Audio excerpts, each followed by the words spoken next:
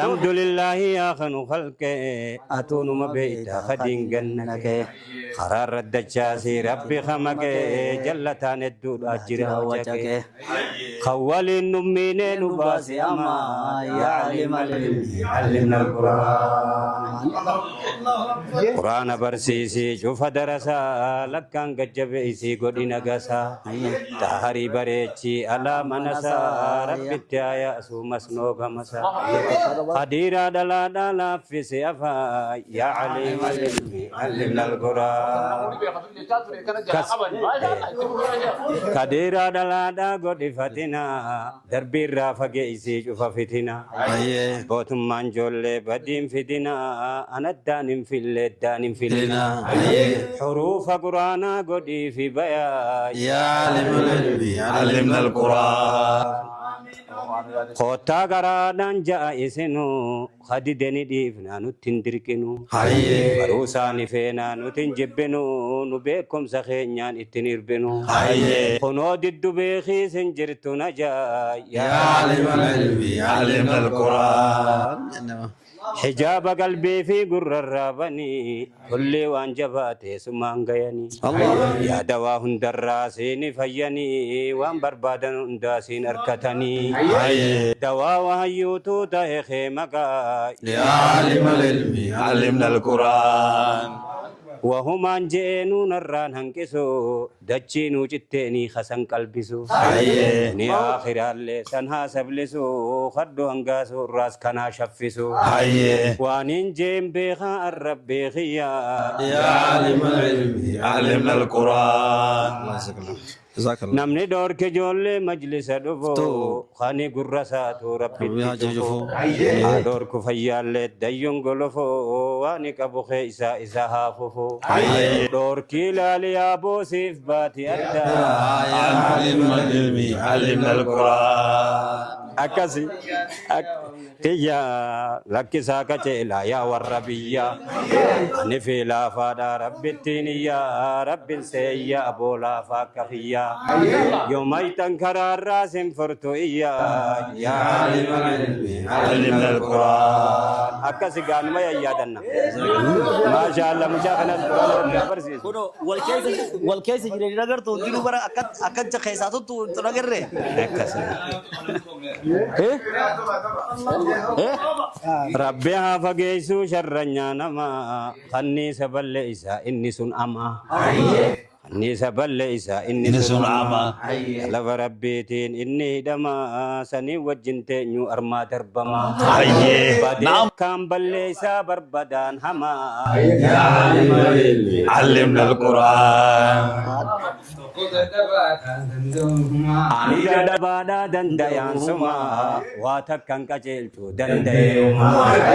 rabbinu mijjeisi abri kulluma ya dawa qalbi da dikishulluma sumatti way wada khosum adawa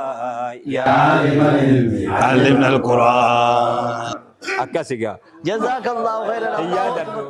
شيخ نجلا عبد بجي الغفور بشيخ احمد عبد الدين كان خيزه التلال awakala yettegeza nama hunda itti ababe ba wan namti abamne asuman daawwatto tan manama hunda ni yaada tanam abbootiin teenya durirraa gaafa ijoollummaarraa akkasitti as dhufanii waan islaamummaa tana nama bareechu du'aayii waan adda addaa tolchan isinin jecha hadara nama wanni kanaa bira jirtu tatanarra bareedduudha bira jirtu hedduu jira kan nuti waan qabne akka eeruu nuu kannatan akka isaan bira dheenu akka asbaabnu isinin jecha Sheekh Muhammad Sani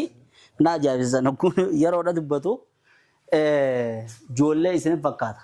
ammoo laakiin umriinsa walillaaleen gaaf tokko hojii deemne achi booda abbaanuma jeniin illee namni nu bira abbaa jaadini akkasumatti gaa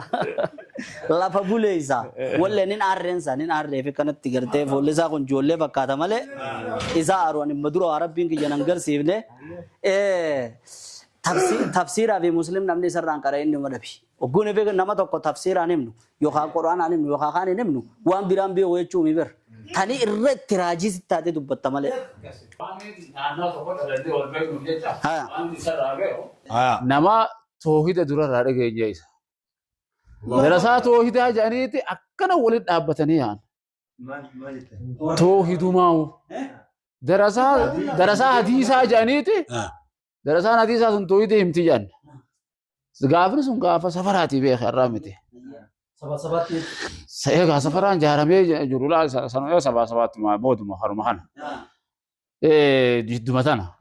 Akkana walitti dhaabee darasoota kana oofa. Darasoota goofaree fedhotota sunnaa eeggatu. Ajee? Ammoo inni oguu san irratti qaadhaan ni ilaalla jennee karaa baana ishee isaanii kan hedduu gurrisaa deema. Waan addaa takka fide ulamaa kanarraa hadiisa qaraayisuudhaan beekama, tooyidaan beekama. Kanarratti isa beekan akka duraatii miti. Saniifuu nama buleessa durirraa qaraayisaa ture. Akkana barga afaan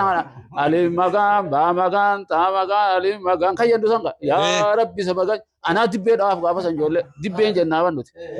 Kanan baanee akkana mana keenya biraan janaazaa ol yaa'an. Alim magaan, baa magaan, taa magaan, alim quraan magaan, sallimnaa min balaa, najjinaa min afaan samaa yaa Allah jedhee. Gaafa sanya akkasitti jennaa bire karaa baanee laalla akkana darasaa toohidaa jedhani ani wanni itti toohida kana beekuuf sheekha keenya tokkotu olluma isaaniiti soddaa keenya illee xiqqishoo hidhata sheekha tokko kamullu kana sheekha nuur jedhanii jira walitti hidhata qaba waan san hedduu haasawama garuu faallaa isaatti sheekha toohidaa kana haasawama. Kanaaf hedduu karaa baanee laalla nama bulee isaa nama toohidaa illee qaraayisuu musliim kana tafsiiraan nama beekamaadha. Saniifuu itti hafuuni anillee seenaa isaanii hedduu bal'isuun ta'e abbummaa ifeema. Assalamu Kanaaf guyyaa dabree hurna kana keessatti arragaa guyyaa idaatiin rabbiin nu ga'e guyyaa kana keessa takbiirtaa godhaa turtan akkasuma sadaqaa turtan akkasuma tasbiyaas godhaa turtan akkasumatti sadaqaa hiyyeessaa waa hunda dalagaa turtan jechuudha. Dalagaa keenya san hunda akkasumas soomanaan kan ture jira jechuudha guyyaa saayilan dabre kana. Kanaaf akkasuma kana hunda rabbiin isinirraa haa qeebalu. Obboleessa keenya kan mana isaatti walitti qabamnee ustaaza keenya beekamaa Sheekh Jamaal Haji Daa'ii beekamaa.